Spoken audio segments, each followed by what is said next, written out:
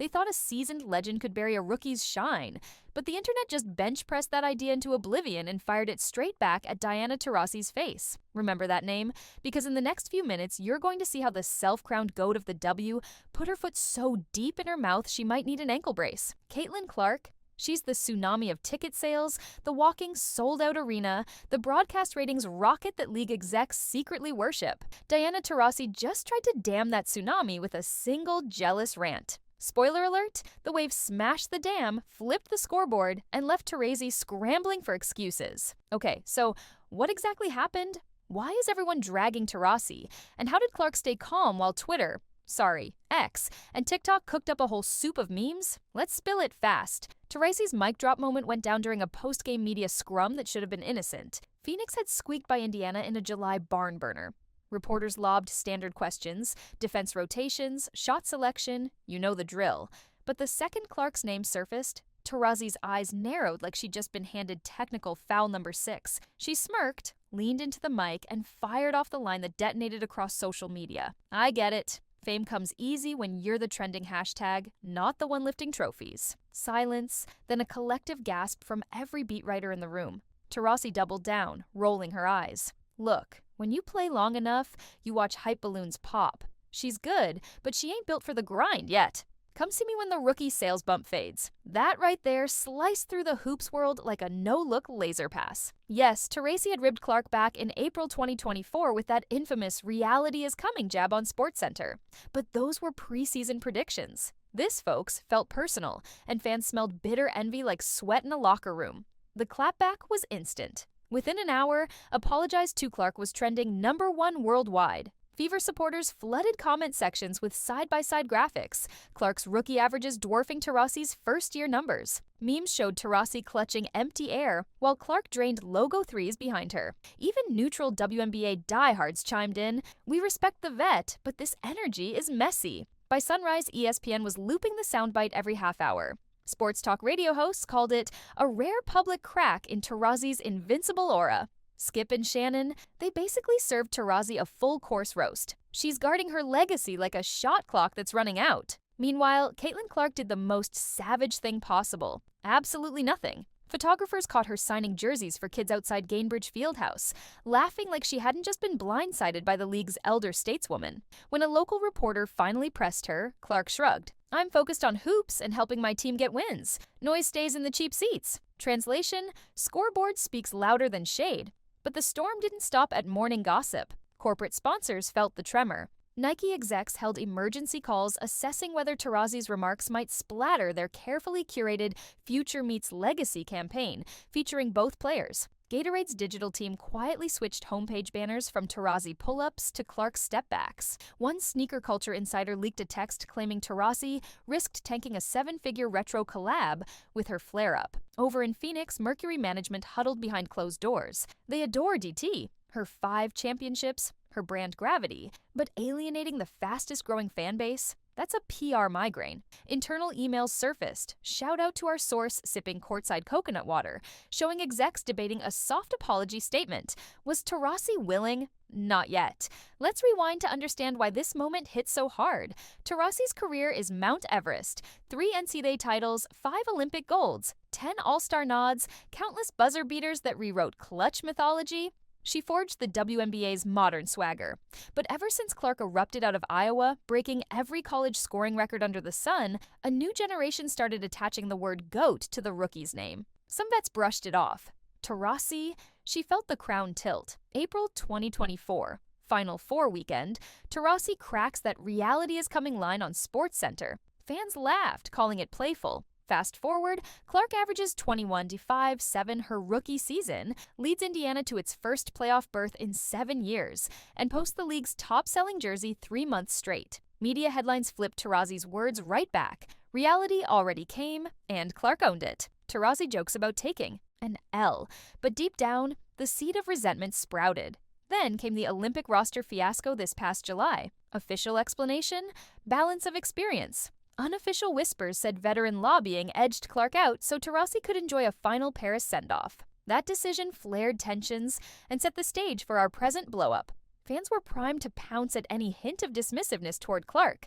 Taurasi gave them the perfect target. Cue the villain montage. Grainy sideline video of Taurasi elbowing Clark on a hard hedge gets reposted with the caption, "Grandma can't hang." Old tweets casting shade on rookies resurface. Sports podcasts compile montages of Taurasi's prickliest quotes, painting her as the gatekeeping dinosaur clinging to past glory. The narrative writes itself. Legend feels threatened, lashes out. But here's where the plot twists mid-video to juice retention. Late last night, our insider sources revealed that Clark and Taurasi share the same WNBA Players Association media training consultant. Apparently, the consultant begged Taurasi to dial back the snark weeks ago, predicting backlash that could cripple upcoming sponsorship renewals. Taurasi allegedly waved it off. "I built this league, let them come." Confidence? Maybe. Hubris? Definitely. This morning, leaked text threads hit Reddit, allegedly from a Mercury assistant coach venting, "He's got us doing damage control on our off day." Another unverified screenshot shows a Gatorade marketing rep complaining that Taurasi's comments forced them to shelve an entire social media carousel spotlighting her career milestones. Even Taurasi's legendary buddies noticed. Sue Bird hopped on a live stream, casually sipping coffee, and quipped, "When you're secure, you don't punch down. Just saying." The chat exploded. Maya Moore retweeted a Clark highlight with the caption, "Greatness rising." No subtweets necessary. Fans read the code. Meanwhile, Clark quietly sharpened her game. During Friday's practice, she drilled 15 straight logo threes, each swish echoing through the empty arena like a mic drop of its own. Fever coach Christy Sides told reporters, "Caitlin's letting her jumper do the talking." Translation? Taurasi's words added gasoline to Clark's already nuclear competitive fire. Tonight's rematch looms. Indiana versus Phoenix sold out in 12 minutes. Secondary market prices? Insane. Courtsides hit $5,000. Broadcasters expect record viewership, and cameras will track every glance between the two guards. League execs secretly love the buzz. Controversy converts casual viewers into rabid subscribers, but PR teams clutch headaches. One more Taurasi quip could spark a sponsorship exodus the W hasn't faced since its pay equity wars. Let's zoom out to the bigger picture. The WNBA is in boom mode. Expansion teams on deck, broadcast rights renegotiations rumored near 9 figures, and social metrics skyrocketing thanks to rookies like Clark and Angel Reese. What the league can't afford is an internal Cold War between eras. Veteran legends should lift the next wave, not undercut it. Fans know it. Check the comment feeds. I came for Clark, stayed for the W. That's the gold mine. Alienate those new supporters, and you're tossing away lifetime value. Taurasi's brand, built on fearless swagger, just morphed into cautionary tale. Adapt or fade. So where does this leave our hero and villain?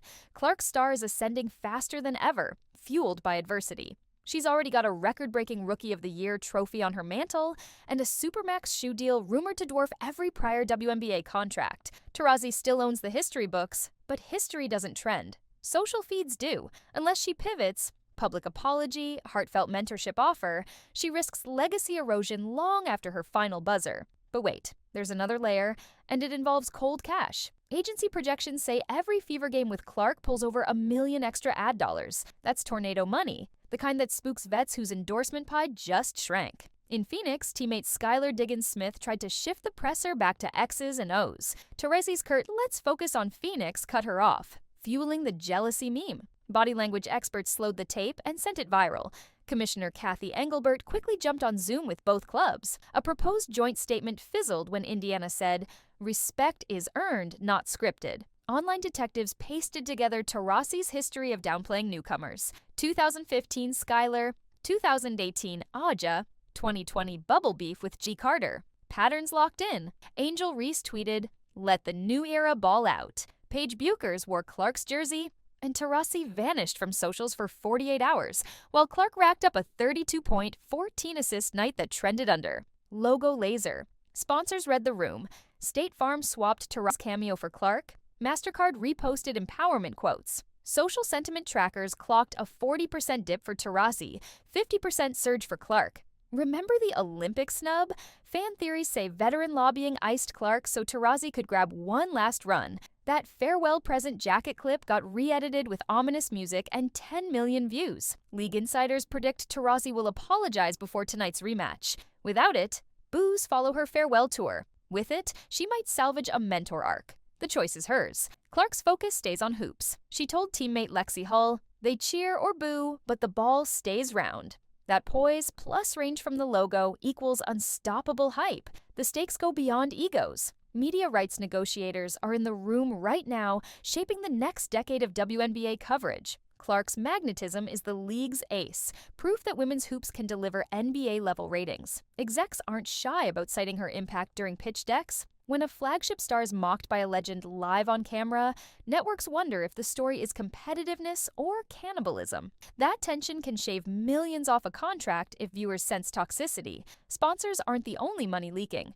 Ticket resellers tell us Mercury Road games shot up 85% in average list price since the rant. But the spike comes from hate watchers hungry for drama, not long-term fans. Those dollars vanish when the circus leaves town. Sustainable growth requires unity.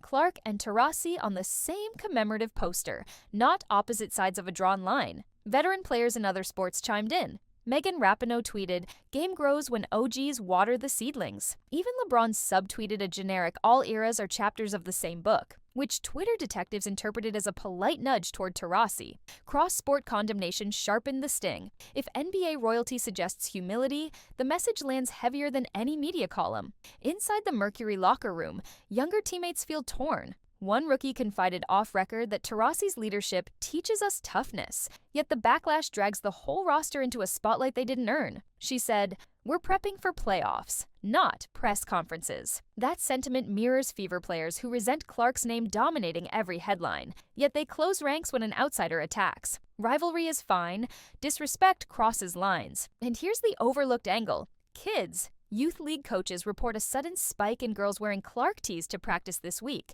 They imitate her step back, not Taurasi's fadeaway. Narratives shape aspirations. If legends undermine rookies, tomorrow's hoopers learn gatekeeping instead of grit. That ripple threatens the entire pipeline of talent and fandom. The best possible outcome is obvious. Taurasi walks into the next presser, looks straight at the lens and says, "My words missed the mark. Caitlin's good for the game. I support her." Fans cheer. Clark nods. The two share a handshake so memeable it prints itself onto t-shirts by morning. Sponsors roll out a joint initiative. Veteran and rookie co-hosting clinics nationwide. Legacy secured, future funded. Will that happen? Stay tuned. Tip-off is hours away. Tension thicker than Phoenix humidity. One apology, one high five, and the league rockets higher. Another shrug, another jab, and the villain script locks in stone. Either way, remember this saga when you flip on the broadcast tonight? You're not just watching a game, you're witnessing a pivotal fork in WNBA history. Because in 2025, clout, cash, and culture collide faster than any fast break, and the player who understands that wins the real championship. Relevance that lasts. Villain thought they'd silence hero, but ended up destroying their own legacy instead.